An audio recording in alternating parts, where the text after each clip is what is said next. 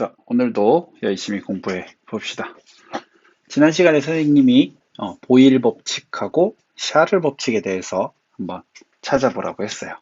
자, 보일 법칙이 뭐였냐면요. 압력과 부피는 반비례한다 라는 법칙이에요. 우리가 중학교 때 배웠었습니다. 샤를 법칙은 뭐였었냐면요. 샤를 법칙은 뭐였어요? 부피와 온도는 비례한다. 이거였어요. 그냥 쉽게 얘기해서 여러분들 어떤 기체들의 부피를 줄이면 어떻게 돼요? 압력이 증가하겠죠. 혹은 어떤 기체의 압력을 증가시키면 부피는 어떻게 됩니까? 압력이 증가시켰다는 얘기, 증가했다는 얘기는 부피가 줄어들었다 이런 얘기겠죠. 다른 조건이 일정한 상태에서. 그러면 이제 샤를 법칙은 뭐였었냐면요.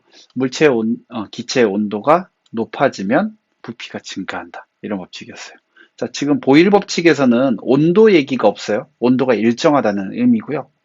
샤를 법칙에서 압력 얘기가 없어요. 압력이 일정하다는 얘기예요. 이거를 이제 한꺼번에 표현할 수 있는 법칙이 있습니다. 자, 그래서 그거를 뭐라고 부르냐? 다 합쳐서 보일 법칙과 샤를 법칙이 있고요. 그리고 뭐 아보가드로 법칙, 기체 반응 법칙 이런 것들이 있는데 그런 것들을 다 한데 합쳐서 만드는 법칙이 있습니다. 이상기체 상태 방정식, 뭐 이상기체 법칙 이렇게 부르는데 어, 압력과 부피를 곱한 값은 온도에 비례해요. 온도에 비례하는데 또 여기 n이라고 쓰는데 요거는 기체의 몰수입니다. 그래서 요거는 신경 쓰지 마시고요. 그리고 상수가 있겠죠? 이렇게 PV는 nRT 이렇게 생각하시면 되겠습니다. 근데 요거는 이제 여러분들 화학 시간에 주로 다루게 되고요. 물리 시간에는 이제 좀 물리 원에서는 곁다리로인데 여러분들이 알고 있으면 문제 풀 때 굉장히 쉽게 풀 수 있어요. 그래서 알아두면 좋겠어서 여러분들한테 알려드리는 겁니다. 이 정도만 기억하면 될 것 같아요. PV는 T에 비례한다. 요 사실만 요거 상수 뺀 거예요. 요거 상수 정도만 생각하고 계시고 PV는 T에 비례한다. 그럼 이렇게 쓸 수도 있겠죠. P는 V분의 1, V분의 T 이렇게 얘기해 줘도 되겠고 V는 P분의 T 이렇게 이야기해도 되겠죠. 그래서 이런 형태를 여러분들이 그냥 이해하고 계시면 문제 풀 때 조금 더 좋겠다라고 말씀드리는 겁니다. 자, 그러면 오늘은 이제 뭘 할 거냐면요. 연력학 과정에 대해서 설명을 한번 드려볼게요. 자, 연력학 과정이라는 건요. 어떤 기체가 있는데 여기에다가 열을 가해서 기체가 일을 하고 혹은 내부 에너지가 변하고 이런 것들이 일어날 수 있거든요. 근데 그런 것들이 일어날 때 좀 특별한 과정들이 몇 가지 조건들이 존재해요. 그 조건들을 이해하면 기체가 이렇게 운동하겠구나, 이렇게 변화하겠구나라는 것을 이해할 수 있거든요. 그러고 나면 이제 열기관이라든지 여러분들의 엔진에서 연소가 일어나고 그것이 일로 전환되고 혹은 여러분들 지구과학 시간에 기체가 단열 팽창하게 되면 어떻게 변화하는지 이런 것들을 여러분들이 잘 이해할 수 있을 겁니다. 그래서 그거에 대해서 알아보도록 하겠습니다. 자, 연력학 과정을 분석할 때는요. 압력 부피 그래프, PV 그래프를 많이 그려요. 그래서 압력과 부피를 가지고서 이야기를 해볼 수 있다는 거죠. 자, 그래서 압력과 부피, 일정한 온도에서는요. 보통 이렇게 압력과 부피가 반비례하는 형태로 나타나게 됩니다. 그래서 아까 우리 배웠던 거, 여기 보일 법칙, 샤를 법칙에 의해서 PV는 T에 비례하게 되는데, T가 일정하면, 얘가 일정하면 압력이 증가하면 부피는 감소하겠죠. 반대로 T가 일정한데 압력이 감소하면 부피는 증가하겠죠. 자, 그런 것들이에요. 그래서 연력학 과정들이 있는데요. 이 과정들이 이렇게 일어날 수도 있을 것 같아요. 여기 기체가 어떤 상태에 있다가 이렇게 변했다가 이렇게 변했다가 뭐 이렇게 변했다가 이렇게. 자, A 상태에 있다가 이렇게 슬슬슬슬슬슬 변해서 B 상태로 바뀌었고 B 상태에 있다가 슬슬슬슬 변해서 여기 곡선을 따라서 변해서 C로 됐고, C에서 슬슬슬 D로 이렇게 바뀌는 과정들이 연력학 과정이라고 부르는데요. 조금 특이할 만한 과정들이 몇 가지 있어서 그거를 이제 분석하는 방법을 설명드리겠습니다. 자, 첫 번째로 등적 과정이에요. 자, 등적이라는 거, 여기서 적이라는 거는 부피를 의미합니다. 부피를 의미합니다. 그래서 여기 기체, 실린더 안에다 기체를 넣어 놓고요. 여기 피스톤을 딱 고정시켜 놨어요. 그러면 부피가 변하지 않겠죠? 자, 이렇게 한 상태에서 열 에너지를 주는 거, 이거를 등적 과정이라고 부릅니다. 그래프로 그리면 어떻게 그릴 수 있는지 한번 선생님이 그려볼게요. 지금 열 에너지를 줬으니까 아마 열 에너지가 들어갔으니까 압력이 증가할 거예요. 자, 그래서 여기다 표시해 보겠습니다. 딱 짠짠짠짠짠. 여기를 압력 P, 여기를 부피 V라고 나올게요. 그 상태에서 열 에너지를 줬으니까 압력이 증가했겠죠. 자, 이렇게 증가해서 이 상태로 왔을 거예요. 자, 그래서 짠짠짠짠짠짠짠짠 여기도 P라고 써주면 되겠는데 구분이 안 되니까 여기는 P1, 여기는 P2라고 해볼게요. 자, 그래서 부피가 V인 상태에서 압력이 P1이었는데 열 에너지 Q를 줘서 P2가 된 이 과정을 이제 등적 과정 혹은 이 반대로 될 수도 있겠죠. 이렇게 될 수도 있겠죠. 근데 이제 지금은 이렇게 증가한 것만 따져봅시다. 자, 이 상황을 한번 분석해 볼게요. 우리 연력학 제1법칙이 뭐였었어요? 식으로 써보면 물체한테 열을 가하면 Q만큼을 주면 내부 에너지가 변화하고 그리고 외부에다가 일을 한다라고 이야기를 했어요. 근데 여기에서 등적 과정의 특징, 등적이다 라는 얘기는 부피의 변화가 있어요, 없어요? 없죠. 그러면 W는 P 델타 V라고 표현하기로 했었잖아요. 기체가 일을 한다는 건 어떤 압력에서 부피가 변한다는 거다라고 지난 시간에 배웠었죠. 근데 델타 V가 0이잖아. 그러면 W가 0이 돼버리는 거예요. 그러면 기체가 일을 하지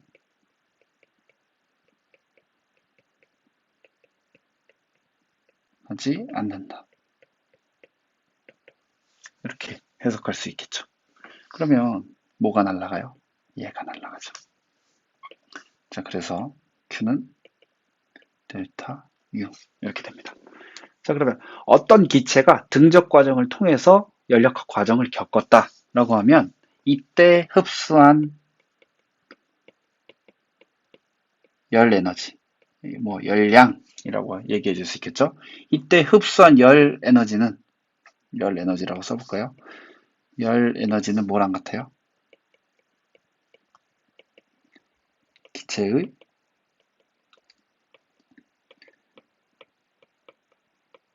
내부 에너지 변화량과 같다라고 이야기할 수 있겠습니다. 그래서 내가 기체 부피를 변화시키지 않고 열 에너지를 100줄만큼 줬다 하면 그 기체는 내부 에너지가 100줄만큼 변할 거예요. 이런 과정이 있다라는 거 알고 계시면 되겠습니다. 처음으로 이제 등적 과정 공부해 봤어요. 자, 두 번째, 등압 과정. 여러분들 이제 눈치를 슬슬 채고 있습니다. 압 뭐예요? 압력. 압력이 일정합니다. 그래서 열 에너지를 줬어요. 열 에너지를 쫙 줬어요. 그러면 압력이 일정하니까 열 에너지를 줘요. 막 기체한테 줘요. 그러면은 얘가 어쨌든 뜨거워지겠죠. 뜨거워지는데 열 에너지를 줬으니까 뜨거워지는데 같이 부피도 증가할 겁니다. 부피도 증가할 거예요. 자, 그래서 이렇게 한번 그림 그려볼게요. 어떤 압력? P 상태에 있고 부피 V 상태. 이 상태에 있었습니다. 자, 그 상태에서 열 에너지를 줬으니까 부피가 변하겠죠. 열 에너지 줬으니까 부피가 증가하겠죠. 이만큼까지 증가했다고 해볼게요. 그래서 쭉 이렇게 됐습니다. 여기도 부피가 구분이 안 가니까 여기를 V1, 여기를 V2라고 해보겠습니다. 자, 여기 상황에서도 한번 분석을 해볼게요. 자, 연력학 제1법칙 그대로 쓰는 겁니다. Q는 델타 U 플러스 W 이렇게 쓸 수 있겠습니다. 자, 그러면 여기서 압력이 있었고 이 상태에서 V1에서 V2로 이렇게 변했어요. 자, 그러면 이때는 델타 U가 0일 이유도 없고 W도 0이 아닙니다. 왜냐하면 부피가 변했으니까 2를 한 거죠. 외부에다가 부피가 증가했으니까 외부에다가 2를 한 거예요. 자, 그래서 델타 U 변할 거고 P 델타 V 이만큼이 될 겁니다. 정확하게 써보면 델타 V가 얼만큼이냐면 델타 U 플러스 P의 V2 마이너스 V1 이만큼이 될 거예요. 자, 이렇게 이야기할 수 있어요. 그래서 등압 과정 같은 경우에는 흡수한 열 에너지가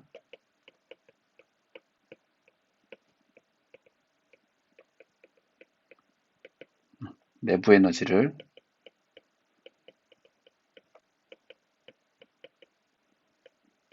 변화시킬 거고요. 그리고 외부에다가 일을 할 거예요. 예를 들자면 이런 거죠. 내가 100줄의 열 에너지를 줬어요. 근데 외부에다가 예를 들어 40줄만큼의 일을 했다라고 하면 내부 에너지 변화량은 얼만큼일까요? 질문하면 60줄이라고 이야기할 수 있겠죠? 자, 이렇게 이야기할 수 있겠습니다. 그래서 여기 부분, 여기 면적, 여기 면적 부분이 뭘 의미하는 거냐면 일한 양 W가 되는 거죠. 요만큼이 되는 겁니다. 자, 그래서 등압 과정 같은 경우에는 둘 다 고려할 수 있는 이런 과정이 되겠습니다. 자, 이제 그 다음 거 또 한번 볼게요. 자, 등온 과정입니다. 자, 이거는 뭐냐면 등온이니까 온도가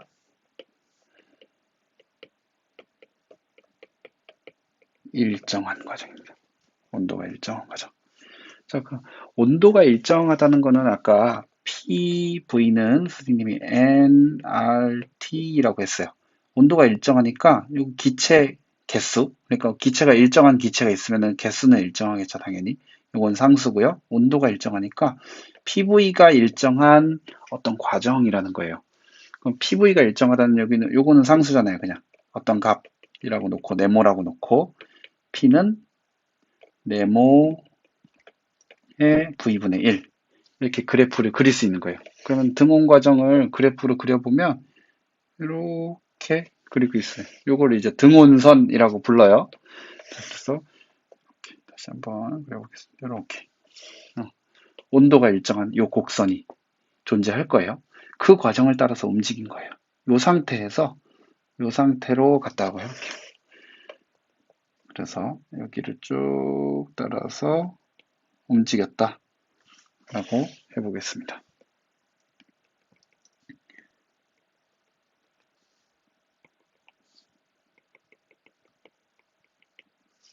그래서 여기 압력을 P1이라고 놓고요. 여기 압력을 P2라고 놓을게요. 여기 부피를 V2, 선생님 다시 할게요. 여기다 잘못 붙여놨다. 여기가 원래 상태였으니까, 처음 상태였으니까 P1, 여기는 V1이라고 해볼게요. 여기 두 번째 상태니까 P2, V2라고 해볼게요. 그럼 이만큼 해보도록 하겠습니다. 자, 그러면 전력학 제1법칙 다시 써볼게요. Q는 델타 U 플러스 W 이렇게 쓸 수 있어요.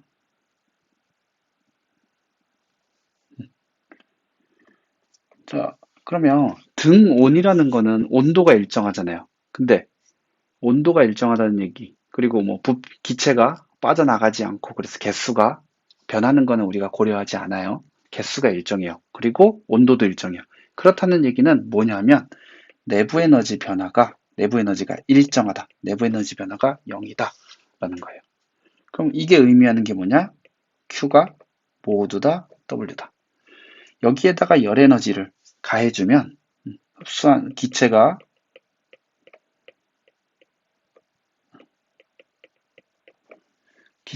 에너지가 뭐 흡수한 건 모두 다 기체가 한 1이 되는 겁니다. 그러면 에러 에너지 흡수한 것만큼 다 기체가 일을 해버리네 이렇게 되는데 요게 나중에 뒤로 가서 여러분들 궁금증이 좀 생길 거예요. 열 에너지를 모두 다 흡수하면 모두 다 일을 할 수 있나? 이렇게 되는데 이거는 아주 특수한 상황이고 아주 천천히 일어나는 상황이어서 실제로 존재하기는 굉장히 좀 어려운 상황이에요. 뭐 지금 들어서는 이해가 잘 안 되겠지만 여러분들 그냥 한번 말씀드렸습니다. 그러면 여기에서 면적을 이렇게 그려볼게요. 이렇게 그려놓고 그러면 여기 면적이 의미하는 거 압력과 부피 그래프에서 면적이 의미하는 거 뭐였어요? W 1이죠. 이만큼이 일한 거고 이게 다 흡수한 열 에너지다 라고 생각하시면 되겠습니다. 자, 마지막 단열 과정 해보도록 하겠습니다. 단열 과정이라는 거는 뭐냐면요. 단열, 외부로부터 열 에너지가 빠져나가거나 들어가거나 이런 것들이 하나도 없다는 거예요. 그래서 열 에너지의 출입이 없다. 이걸 의미하는 겁니다. 단열 이렇게 되는 거예요. 단열 과정은 그러면 어떻게 되냐면요. 여기 먼저 써볼게요. Q는 델타 U 플러스 W인데 지금 단열이니까 외부에서 들어오는 열 에너지 혹은 빠져나가는 열 에너지가 없죠. Q가 0입니다. 그럼 결국 어떻게 되냐면 델타 U는 마이너스 W예요. 그러면 내부 에너지 변화가 음의 1이 된다는 거예요. 무슨 얘기일까요? 내부 에너지가 감소했다는 얘기는 1이 마이너스 1이라는 거는 내부 에너지가 감소했다는 거는 외부에 해주는 1의 마이너스 이렇게 되는 거죠. 내부 에너지가 감소하면 2를 한다. 외부에다가. 내부 에너지가 증가했다는 얘기는 온도가 증가했다는 얘기는 외부에서 2를 해줬다. 이런 얘기예요. 자, 그래서 요거를 한번 그림을 그려볼게요. 그러면 얘는 무조건 온도가 변하거든요. 2를 하면서. 그래서 그걸 한번 그려보겠습니다. 이렇게 그리고 이렇게 그리고 자, 여기 온도를 T1이라고 그랬고요. 여기 T2라고 해볼게요. 자, 이 상태에서 T1 상태로 이렇게 갈 수 있거든요. 이렇게 갈 수가 있습니다. 그래서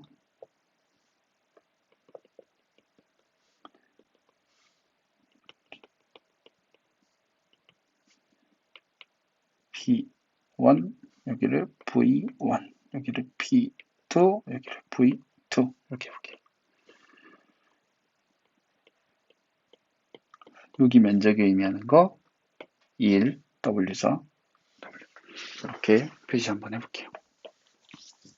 자, 그러면 이렇게 이동했다라고 했을 때 일을 한 거죠. 부피가 증가했으니까. 그랬더니 온도가 어떻게 됐어요? 온도가 줄어들었죠. 온도가 감소했습니다. 자, 그래서 내부 에너지가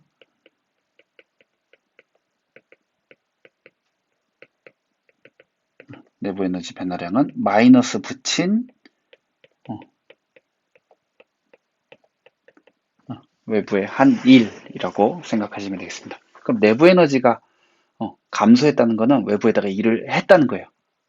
그리고 내부 에너지가 증가했다는 얘기는 외부로부터 일을 받았다는 얘기예요. 이런 과정이 있습니다. 그래서 우리가 4개의 과정을 봤거든요. 근데 이게 방향이 반대일 수도 있어요. 이렇게 됐다. 그러면 압력이 감소했다. 라는 경우도 있을 수 있을 거고요. 등압 과정에서 부피가 감소하는 경우가 생길 수도 있을 거예요. 부피가 감소했으면 외부로부터 E를 받았을 거고, 그거에 대해서 부호를, 에너지를 잘 찾아서 바꿔서 해줘야 될 거고요. 등온 과정에서 이렇게 부피가 감소하고 압력이 증가하는 경우가 생길 수도 있을 거예요. 그때도 마찬가지로 해주시면 되고, 단열 과정에서도 거꾸로 가는 경우가 있을 것이고. 자, 그래서 이런 과정들을 여러분들이 잘 분석하고 생각해 보면 이제 앞으로 연력학 과정에서 기체가 어떻게 될 것이고 온도가 증가할 것인지 압력이 증가할 것인지 혹은 외부에다가 일을 하는지 일을 한 거는 얼만큼 양인지 이런 것들을 계산할 수 있을 겁니다. 자, 지금 아마 여러분들이 지금 설명을 들었을 때는 이게 무슨 이야기지? 라는 게 조금 의문점이 있을 거예요. 그래서 일단 정리 한번 해보시고 그 다음에 문제를 같이 풀어보면서 정확하게 무슨 이야기를 하는 건지 알아보도록 하겠습니다. 오늘 여기까지 할게요. 고생하셨습니다.